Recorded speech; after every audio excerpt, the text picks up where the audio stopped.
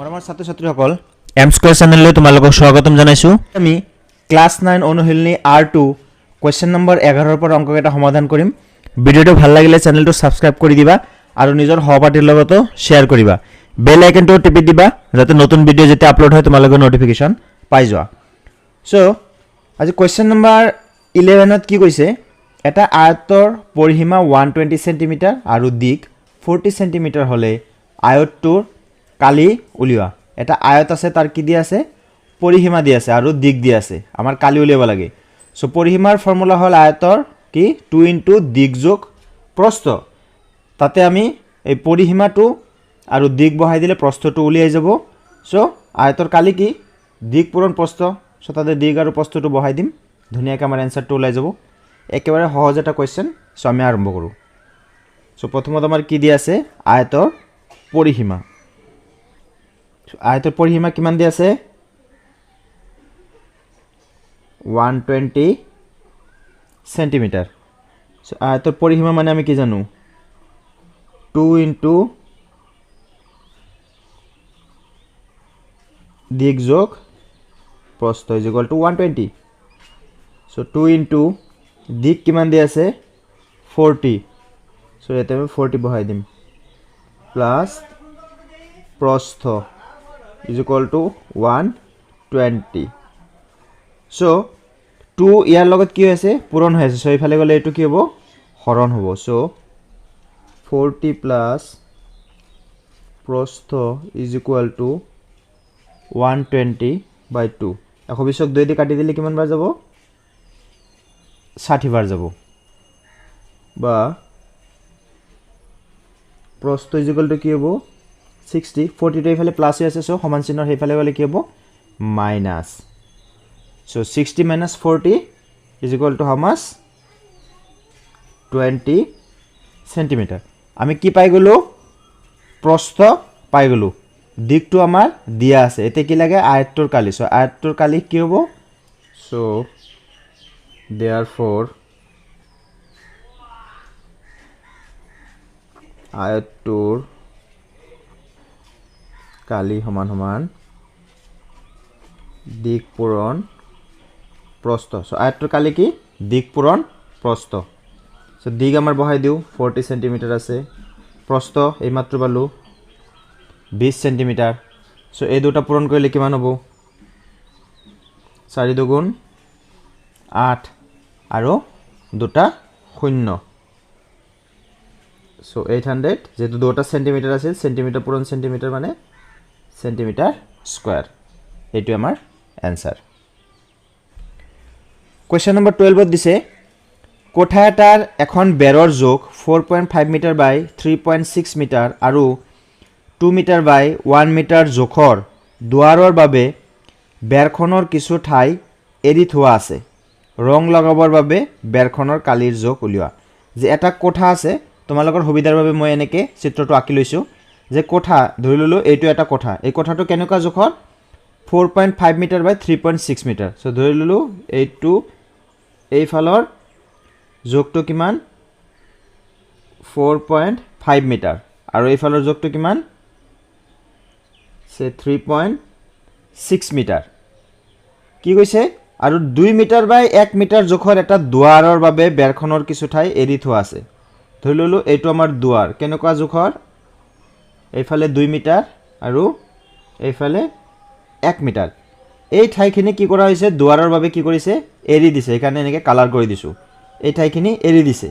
এই ঠাইখিনি বাদ দি বাকি যিখিনি ঠাই আছে পোরশন, এই কালার অংশ বাদ দি এই বাকি যিখিনি অংশ আছে সেই অংশত ৰং লগোৱাৰ বাবে বেৰখনৰ কালিৰ জোখ উলিওৱা। তাৰ মানে এই অংশখিনিৰ, এই খালি অংশখিনিৰ কি উলিয়াব লাগে, কালি উলিয়াব লাগে। একেবাৰে সহজ পদ্ধতিতে আমি কৰিম। প্ৰথমত কি কৰিম, এই সম্পূৰ্ণ বেৰখনৰ কি কৰিম, কালি উলিয়াম। যেহেতু আমাৰ দিক আৰু প্ৰস্থ দিয়া আছে আৰু বেৰখন কেনেকুৱা আকৃতিৰ, আয়তাকাৰ। সো ইয়াৰ পৰা আমি কি কৰিম, মুঠ বেৰৰ কালি উলিয়াম আৰু তাৰ পিছত এই দুৱাৰৰ কালি উলিয়াম। এতিয়া মুঠ বেৰৰ কালিৰ পৰা এই দুৱাৰৰ কালিটো যদি আমি বাদ দি দিওঁ তেনেহলে এই খালি ঠাইখিনিৰ আমি কালি পাই যাম। সো আমি এনেকৈ লিখিম, মুঠ বেৰৰ কালি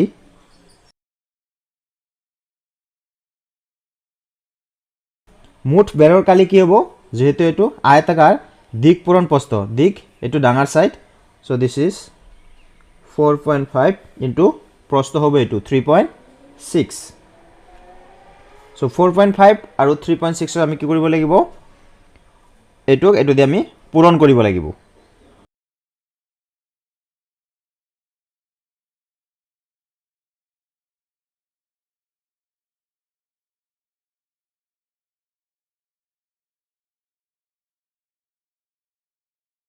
So আমার কি হবে এই দুটো পূরণ করলে 4.5 into 3.6 পূরণ করলে হবে 16.2.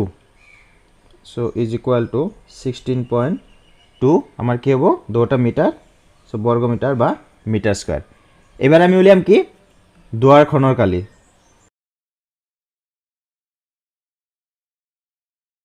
সেই একেই দিক পূৰণ প্ৰস্থ। সো দুৱাৰৰ কালি হ'ব একেই দিক পূৰণ প্ৰস্থ। সো এটো দিক হল এটো 2 metre, প্ৰস্থটো hall 1 metre. So 2 into 1 is equal to কিমান হ'ব 2 মিটাৰ স্কয়াৰ। দুটা মিটাৰ আছিল।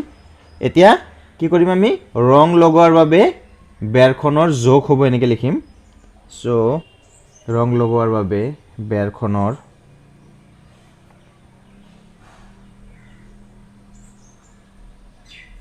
যোগ হ'ব। সো এই সম্পূৰ্ণৰ পৰা এইখিনি আমি কি কৰিম বাদ দি দিম। সো সম্পূৰ্ণ কিমান আছিল 16.2 মাইনাস দুৱাৰ এইখিনি 2 মিটাৰ স্কয়াৰ। এতিয়া 16.2 পৰা 2 বাদ দিলে কি হ'ব 14.2 মিটাৰ স্কয়াৰ।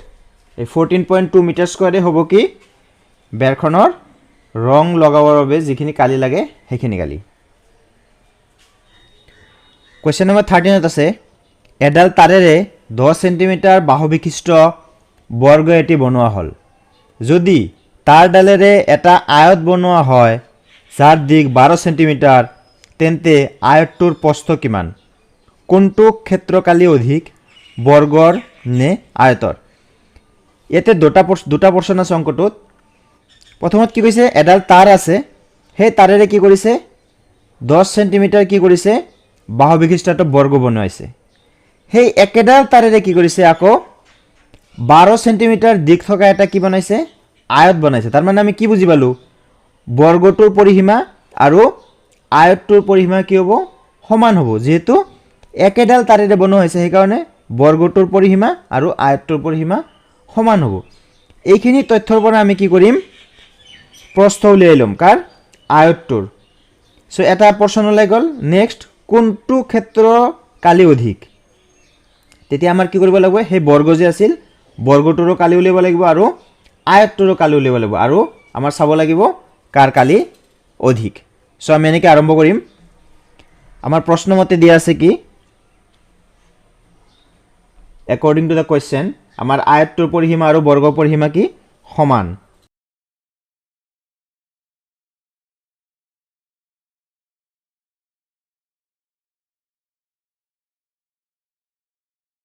সো আমি কি জানো আয়তৰ পৰিসীমা মানে কি ফৰ্মুলাটো কি 2 into দিক যোগ প্ৰস্থ। ঠিক একেদৰে বৰ্গৰ পৰিসীমা কি বৰ্গৰ পৰিসীমা হল 4 into বাহু। এতিয়া আয়তৰ ক্ষেত্ৰত কি লিখিম দিক দিয়া আছে 12 সেন্টিমিটাৰ। সো ইয়াতে আমি 12 লিখিম প্লাস প্ৰস্থটো আমাৰ উলিয়াব লাগিব। সো প্ৰস্থ এনেকুৱাকৈ থাকিব 4 into বাহু কাৰ বাহু বৰ্গৰ। সো এডাল তাৰে 10 সেন্টিমিটাৰ বাহু বিশিষ্ট বৰ্গ এটা বনোৱা হ'ল। তাৰ মানে বৰ্গৰ বাহুৰ দিক কিমান 10 সেন্টিমিটাৰ। সো 4 into কিমান হ'ব 10। এতিয়া 2টো কি ইয়াৰ লগত পূৰণ হৈ আছে। সো এইফালে গ'লে কি হ'ব হৰণ হ'ব। সো 12 প্লাস প্ৰস্থ ইজ ইকুয়াল টু এইটো কিমান আছিল 4 into 10 মানে 40 আৰু এই 2টো তলত আহিল। এটা 40ক 2 দি যদি আমি কাটি দিও কিমান বাৰ যাব আমি পাম 20। সো প্ৰস্থ আমাৰ কিমান হ'ব সো প্ৰস্থ হ'ব আমাৰ 20। 12 টো ইফালে গ'লে কি হ'ব মাইনাস সো প্রস্থ হ'ব আমাৰ 20 পৰা 12 বাদ দিলে কিমান থাকে 8 সেন্টিমিটাৰ সো ফাৰ্স্ট পাৰ্টৰ আমাৰ এনসাৰটো ওলাই গ'ল যে কি আয়তটোৰ কি লাগে প্ৰস্থ লাগে এতে কি লাগে কোনটো ক্ষেত্ৰ কালি অধিক বৰ্গৰ নে আয়তৰ এতিয়া আমি কি কৰিম প্ৰথমতে কি কৰিম আয়তটোৰ কালি উলিয়াম আৰু তাৰ পিছত বৰ্গৰ কালি উলিয়াম আৰু নেক্সট আমি কম্পেয়াৰ কৰি চাম কোনটোৰ কালি অধিক সো এতিয়া এনেকৈ লিখিম therefore আয়তটোৰ কালি মানে আমি কি জানো দিক পূৰণ প্ৰস্থ সো দিক কিমান আছিল 12 আমাৰ দিয়া আছিল প্ৰস্থটো এইমাত্ৰ উলিয়াই ললো 8 12 গুণ কিমান 96 বর্গ সেন্টিমিটার বা সেন্টিমিটার স্কয়ার এবার আমি কি উলিয়াম বর্গটোর কালি therefore বর্গটোর কালি বৰ্গৰ কালি মানে আমি কি জানো বাহু পূৰণ বাহু বৰ্গৰ বাহু কিমান দিয়া আছিল 10 সেন্টিমিটার সো 10 * 10 মানে কিমান 100 বর্গ সেন্টিমিটার এটা আমি কি দেখা পালো আয়তটোৰ কালি যদিও একেডাল তাৰেৰে কি বনোৱা হৈছিল আয়তটো আৰু বৰ্গটো বনোৱা হৈছিল তেওঁলোকৰ পৰিসীমা কি হ'ব সমান হ'ব কিন্তু কালি কিও বেলেগ বেলেগ সো আয়তটোৰ কালি হল 96 সেন্টিমিটাৰ স্কয়াৰ আৰু বৰ্গটোৰ কালি হল 100 সেন্টিমিটাৰ স্কয়াৰ আমাক কোৱেশ্চনত কি সুধিছিল যে কোনটো ক্ষেত্ৰত কালি অধিক বৰ্গৰ নে আয়তৰ সো আমি কি দেখা পালো ক্লিয়াৰলি যে বৰ্গটোৰ কালি অধিক সো আমি এনেকৈ লিখি দিম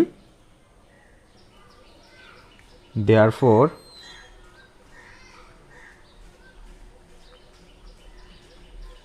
বৰ্গটোৰ কালি অধিক এটি আমাৰ অ্যান্সাৰ কোয়েশ্চন নম্বৰ 14 আছে কাখৰ চিত্ৰত ABCD এটা সামন্তৰিক AB আৰু BCৰ যোগ ক্ৰমে ABৰ যোগ দিয়া আছে 6 সেন্টিমিটাৰ আৰু BCৰ যোগ দিয়া আছে 4 সেন্টিমিটাৰ AD ভূমি সাপেক্ষে উচ্চতা BFৰ যোগ 4.9 সেন্টিমিটাৰ AD ভূমি সাপেক্ষে ভূমিটো যদি আমি AD বুলি ধৰো তেনেহলে সেই ভূমি সাপেক্ষে BFৰ যোগ দিয়া আছে কিমান 4.9 সেন্টিমিটাৰ হলে AB ভূমি সাপেক্ষে উচ্চতা D ৰ যোগ কিমান তেনেহলে AB ভূমি সাপেক্ষে উচ্চতা D ৰ যোগ কিমান আমি কি জানো এটো এটা সামন্তৰিক সেই সামন্তৰিকটোৰ ভূমিটো যদি আমি AB বুলি ধৰো তেনেহলে AB ভূমি সাপেক্ষে উচ্চতা হ'ব এটো DE আৰু এই সামন্তৰিকটোৰ যদি আমি ভূমিটো যদি AD বুলি ধৰো তেনেহলে তাৰ উচ্চতা হ'ব কি BF আমি কি জানো সামন্তৰিকৰ কালি কি হল ভূমি পূৰণ উচ্চতা এইটো যদি ভূমি লও তেনেহলে উচ্চতা হ'ব সো ভূমি পূৰণ উচ্চতা তেনেহলে এই সামন্তৰিকটোৰ কালি পাই যাম ঠিক একেদৰে আমি যদি ভূমি এইটো লও এই ভূমি সাপেক্ষে উচ্চতা হল এইটো সো ভূমি পূৰণ উচ্চতা এইটো ললেও এই একেটা সামন্তৰিকে কালি পাম যেহেতু সামন্তৰিক একেটাই সো এইটো ভূমি সাপেক্ষে কালি যেটো হ'ব এই AD ভূমি সাপেক্ষে কালি কি হ'ব একে হ'ব সো এইখিনি তথ্যৰ পৰা আমি কি কৰিম এই DE এৰ মান উলিয়াম সো আমি কেনেকৈ উলিয়াম সো ফাৰ্স্ট আমাৰ দিয়া আছে কি আমি লিখি লও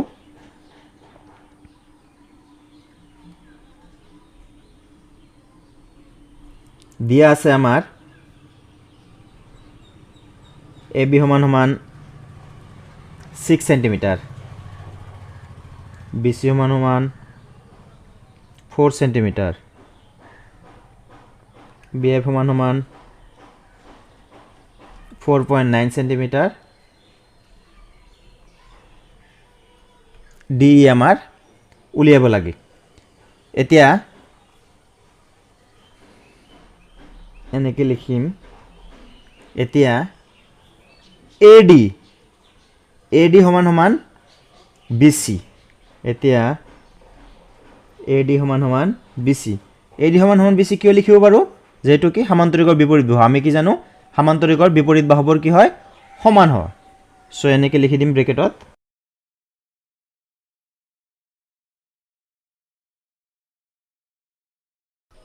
বিপৰীত বাহু ব্ৰেকেটত আমি কি ৰিজনটো লিখি দিলো so AD equal to BC আছিল চ' BC মানে কি দিয়া আছে 4 centimetre so' AD equal to আমি কি লিখিব পাৰোঁ 4 সেন্টিমিটাৰ এইবাৰ আমি কি কৰিম যেহেতু আমি অলপ আগতে আলোচনা কৰিলোৱে যেহেতু সামন্তৰিক একেটাই সেইকাৰণে এইটো ভূমি সাপেক্ষে যেটো কালি হ'ব সামন্তৰিকটোৰ এই ভূমি সাপেক্ষে কালি কি হ'ব একে হ'ব সমান হ'ব চ' দেয়াৰফৰ আমি এনেকৈ লিখিব পাৰোঁ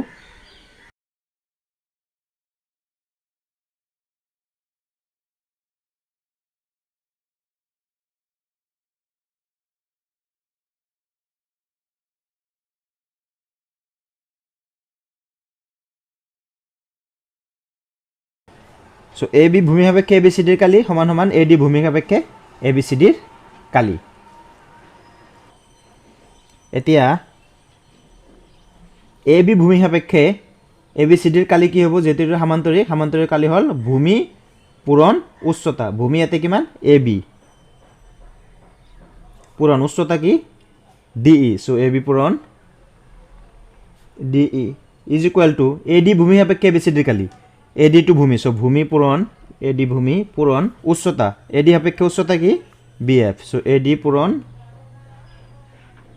BF এতিয়া আমি ভ্যালু কেটা বহাই দিম AB এর ভ্যালু আমার কিমান দিয়া আছে 6 সেন্টিমিটার দিয়া আছে সো 6 পূরণ D তো আমার উলিয়াব লাগিব D এনেকৈ থাকিল এটা AD এর মানে 4 সেন্টিমিটার উলিয়াইছো আমি 4 BF BF এর মান দিয়া আছে কিমান 4.9 সো আমার কি লাগে DE লাগে সো এনেকৈ লিখিম আমি so DE equal to 4 into 4.9 divided by 6 যেহেতু এটা পূরণ আছে এইফালে গলে কি হ'ব হরণ হৈ যাব সো ইয়াক যদি আমি কাটি দিও 2 দি কাটি দিলে 2 2 গুণ 4 2 দি কাটি দিলে 3 বার যাব সো 4.9 into 2 এটো পূরণ করলে কিমান হ'ব 9.8 49 into 2 মানে 98 সো এক ঘর পিছে দশমিক আছে এনেকে বহাই দিলে হল তলত কিমান আছে 3 আছে সো 9.8 ক এবাৰ কি কৰিব লাগিব আমাৰ 3 দি হৰণ কৰিব লাগিব